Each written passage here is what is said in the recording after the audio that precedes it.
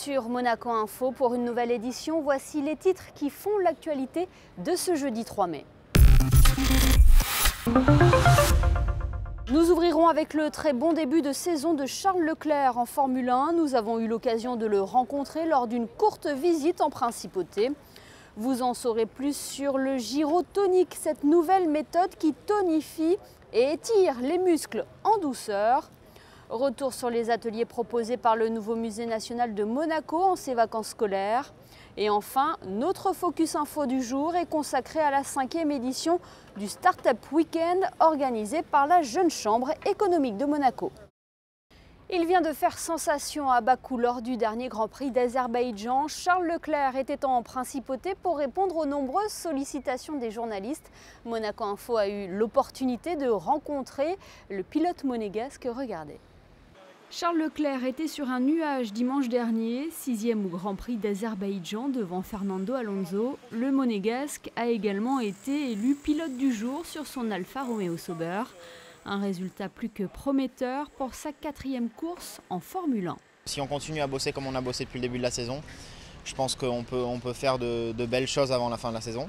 On a déjà eu une bonne course à Bakou, je viens juste de rentrer là, une 6e place. C'était un peu un résultat inattendu, bien sûr tout le week-end c'était super bien passé, mais bon, après une 6e place c'était quand même assez incroyable avec la performance qu'on avait, c'était pas réaliste au début du week-end, donc c'était une très bonne surprise. Le rookie n'a pas attendu bien longtemps pour inscrire ses premiers points en F1. Le dernier monégasque à avoir réalisé une telle performance était Louis Chiron en 1950 lors du Grand Prix de Monaco. Le pilote Alfa Romeo Sauber, lui, ne compte pas s'arrêter là. C'est quelque chose d'incroyable. Après, j'espère que c'est que le début et en tout cas, je bosserai pour en marquer beaucoup d'autres dans le futur. De retour à Monaco entre deux grands prix, Charles Leclerc en a profité pour s'imprégner de l'ambiance de la principauté qui se prépare au prochain GP de F1. Pas de plan sur la comète pour cette course à domicile qui ne lui avait pas forcément souri l'an dernier en Formule 2. On fait Grand Prix par Grand Prix et après les essais libres, on regarde un petit peu réalistiquement où est-ce qu'on est et qu'est-ce qu'on peut viser comme place. Après les circuits en ville, surtout comme Monaco et Bakou, c'est des circuits où il y a tout qui peut arriver parce que c'est sûr que les crashs, les safety cars, il y en a pas mal, surtout dans les conditions qu'on avait à Bakou, donc il faudra voir pendant le Grand Prix ici. Mais bon, il y a tout qui peut arriver et quand il y a l'occasion qui se présente, faut la prendre. Et c'est ce qu'on a fait à Bakou et j'espère c'est ce qu'on fera ici à Monaco. Alfa Romeo Sauber est actuellement 9e au classement des constructeurs. Prochaine étape avant Monaco, le Grand Prix d'Espagne à Barcelone le 13 mai. Et puisque nous parlons automobile, sachez que vous pourrez suivre en direct et en intégralité le Grand Prix historique et le Grand Prix de Formule 1 sur Monaco Info. Rendez-vous le 11 mai à partir de 10 h sur notre antenne. Dans le reste de l'actualité en bref et en images. Le ministre d'État, accompagné de Frédéric Ginta, délégué interministériel chargé de la transition numérique, était mercredi chez Platinum Group dans le cadre des visites effectuées sur les sites des entreprises monégasques. Créé en 1985, cet éditeur de logiciels de billetterie en ligne propose des solutions innovantes et flexibles qui permettent de maximiser les ventes de billets sur Internet. Le groupe fournit notamment ses solutions pour les grands événements de sport motorisés, Grand Prix de F1, Formula E, World Superbike, Motocross, ainsi que pour les organisateurs de tournois de tennis, des circuits ATP et WTA. Le centre hospitalier Princesse Grace vient de recevoir un tout nouvel appareil permettant un meilleur traitement des cicatrices, ce dont a été réalisé par la société française LPG, fabricant de cette technologie. Je vous propose d'écouter le docteur Valérie Bernard, elle est au micro d'Alexandra Pani.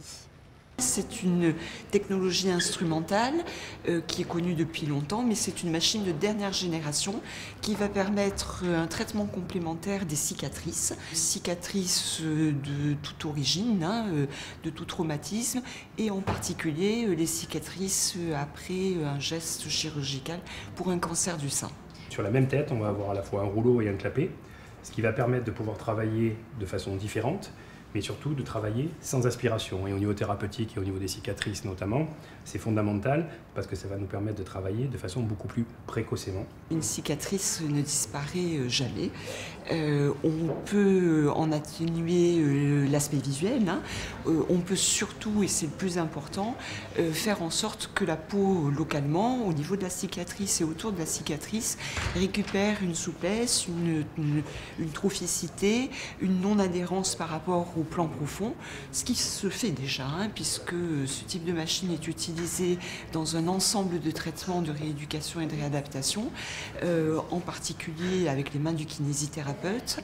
La machine, elle, permet d'aller un petit peu plus loin, un petit peu plus finement, parfois aussi avec le bénéfice et l'avantage d'une interface entre les mains et la peau du patient ou de la patiente, ce qui parfois en post-opératoire est un peu compliqué pour les patients.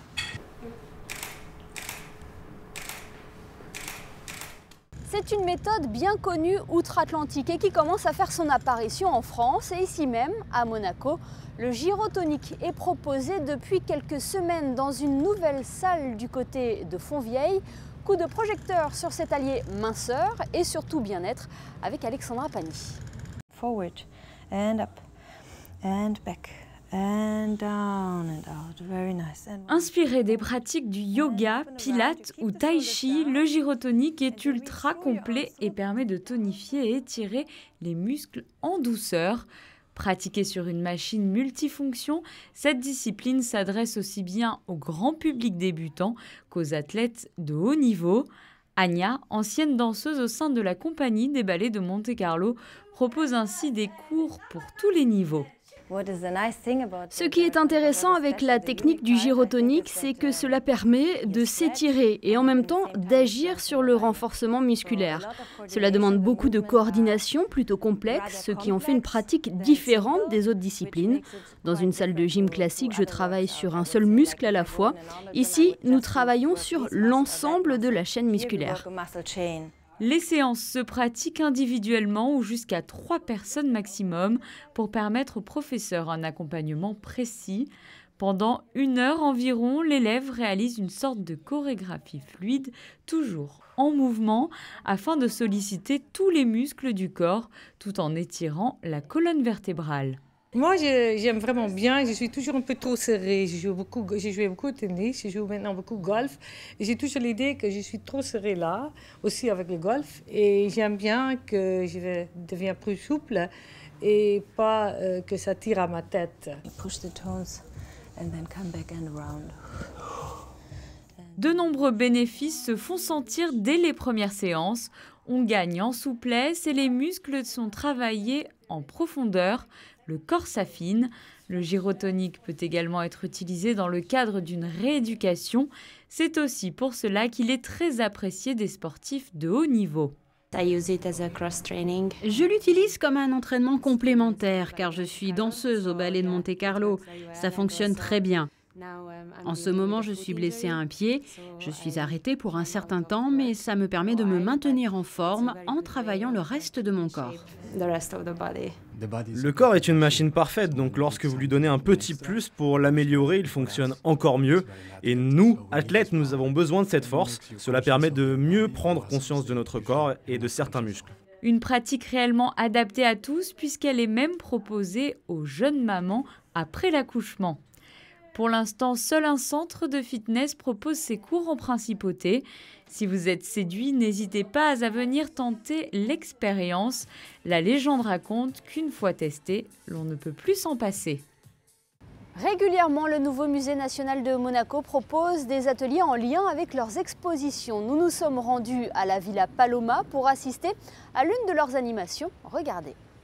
Ils s'appellent Adam, Célestine, Yacine ou encore Thomas et ont décidé de passer des vacances au musée.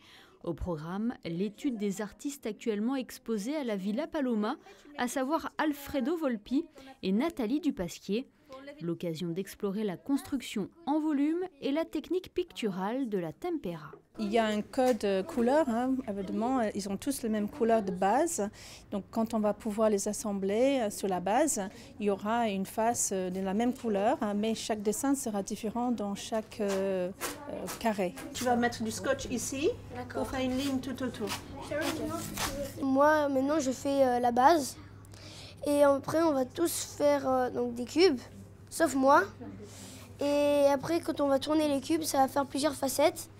Et c'est génial et on peut très bien s'amuser. Et c'est dans le calme, on est dans un atelier, c'est très bien. Appliquer et impliquer ces enfants âgés de 7 à 12 ans ont travaillé individuellement sur leurs cubes, mais rendront un travail collectif à l'issue de leur semaine d'atelier, un moment enrichissant pour tous. J'ai appris la perspective, comment on fait en 3D, donc ce que c'était aussi. J'aime beaucoup la perspective, c'est-à-dire le 3D et le 2D, pour savoir les deux. Comme là, on a un peu de 3D, on a un peu de 2D, et c'est bien pour la tête, ça fait réfléchir. L'art, c'est amusant, ça détend, ça relaxe, c'est quelque chose à faire. C'est ça qui te plaît aujourd'hui, de pouvoir créer librement, on va dire ? De pouvoir faire de la peinture, d'apprendre de nouvelles choses, d'apprendre de nouvelles techniques et plusieurs autres choses. Vous l'aurez donc compris, la perspective, la 2D ou encore la 3D n'ont plus de secret pour ces artistes en herbe. Cette semaine, c'est la Villa Sauber qui a accueilli des ateliers journaliers basés sur le travail de Latifa Echakch dans son exposition « Le jardin mécanique ». Intéressons-nous à présent à cet événement qui a eu lieu en fin de semaine dernière à Monaco, la 5e édition du Startup Weekend organisé par la Jeune Chambre économique de Monaco. Une équipe de Monaco Info a suivi ce marathon de 54 heures. C'est notre Focus Info du jour. Il est signé Alexandra Pani et Olivier Bonello.